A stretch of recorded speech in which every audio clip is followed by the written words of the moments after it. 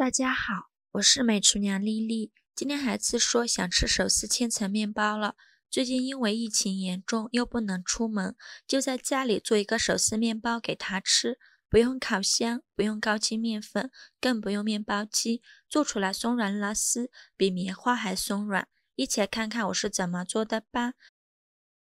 我们先来和面，碗中打入1颗鸡蛋，加入200毫升纯牛奶，加入4克酵母，加30克白糖，促进酵母发酵。喜欢吃甜的可以多放一些，再加勺食盐，用筷子搅拌均匀，搅拌至酵母溶解。搅匀后，再加入300克普通面粉，继续用筷子搅拌均匀。因为面粉的吸水性不同，面粉的量我们可以酌情调整。给它搅拌成这种大面絮状，再下手揉成光滑的面团。现在的面团是很难揉光滑的，先给它揉成一个没有干粉颗粒的面团就可以，然后盖上保鲜膜，醒面20分钟。20分钟后，我们打开保鲜膜看看，现在的面团已经出膜了，但是这个膜没有筋性，很容易破，我们还需要多做一步。面板上倒少许食用油，用手抹匀，然后把面团转移到面板上，用手按扁，在中间按出一个窝窝，然后放入30克融化好的黄油，再戴上一次性的手套，下手给它揉匀，让黄油完全融入面团里。这里没什么讲究，想怎么揉就怎么揉。揉匀后，像洗衣服一样推拉揉搓，把面团揉出手套膜。刚开始的时候会有点粘手和粘面板，这时候千万不要加油或者是加面粉。我们可以记住一个刮板，把粘到面板上的刮回去，再继续揉，多揉一会儿就不会粘手粘面板了。一边揉搓一边摔打，这样更容易揉出手套膜。直到拉开，也有层这样薄薄的膜，而且不容易破，说明就可以。全程大概需要10分钟左右，然后再把面团揉圆，揉成这样一个偏软一点的光滑面团就可以。再盖上一个大碗，松弛20分钟。20分钟后，我们取开大碗看看，现在体积已经变大了许多。在表面撒一些干面粉防粘，再把面团翻一面，不用揉面，用手轻轻按扁。再取出擀面杖，给它擀薄擀大，擀成一个长方形的大面饼，也不用擀得太薄了，厚度约0.5厘米左右，像这样的厚度就可以。然后再抹上一些黄油，有盐黄油和无盐黄油都可以，抹满整张面饼就可以。如果没有黄油的，也可以用玉米油代替，薄薄的抹上一层就可以。然后在左右两边像这样对折过来，对折的时候用手轻轻拍打几下，排出里面的空气。炸好后，再取出擀面杖，给它擀薄擀大，同样擀成一个长方形的大面饼，也不用擀得太薄了，厚度约0.5厘米左右，擀成这样子就可以。再在上面抹上一层黄油，如果有黄油，用黄油做出来会更香。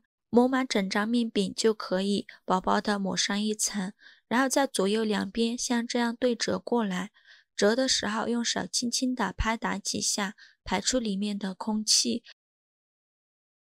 然后再取出擀面杖，给它擀薄擀大，擀成一个长方形的大面饼，厚度约0.5厘米左右，像这样的厚度就可以了。然后再均匀的抹上一层黄油，同样抹满整张面饼，薄薄的抹上一层就可以，像这样子就可以了。再撒上一些甜蜜豆，这样吃起来会更加的香甜。当然也可以放自己喜欢吃的果干或者是干果，不要放太多了，随便撒上一点就可以。然后选择一头给它卷起来，尽量卷得紧实一些。然后把收口这边用手按得薄一些，这样会粘得更加牢固。再继续卷起来，卷好后再用手搓一搓，给它搓紧实，然后用刀对半切开，再取一半，给它切成大小均匀的小面剂，这里切完粘连在一起也没有关系。切好之后，再用手向中间挤拢，像这样一个生胚就做好了。另外一半用同样的方法切成小面剂，切好后再两手向中间推，这样一个生胚就做好了。准备一个模具，圆形或者是长方形的都可以，倒少许食用油，用刷子刷均匀，底部和周围都刷上食用油，防止粘连，然后把生胚放入模具中。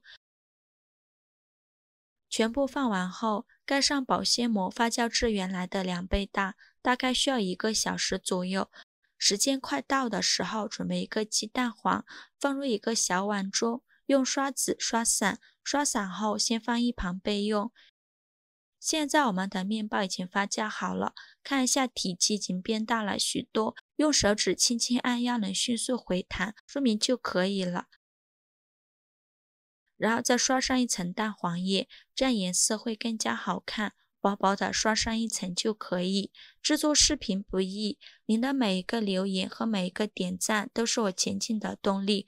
如果您觉得我分享的视频对你有帮助的话，请您给我点个赞，关注我一下吧，非常感谢您的支持。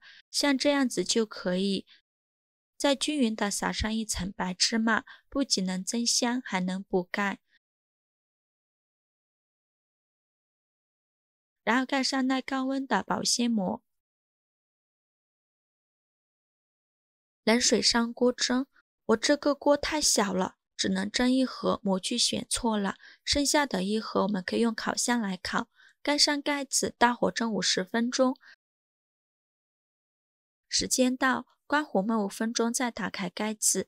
哇，好香啊，颜色金黄金黄的，用手指按压能迅速回弹，说明就已经蒸熟了。然后把它取出来，再把保鲜膜拿掉，表面金黄金黄的，看着就好有食欲啊。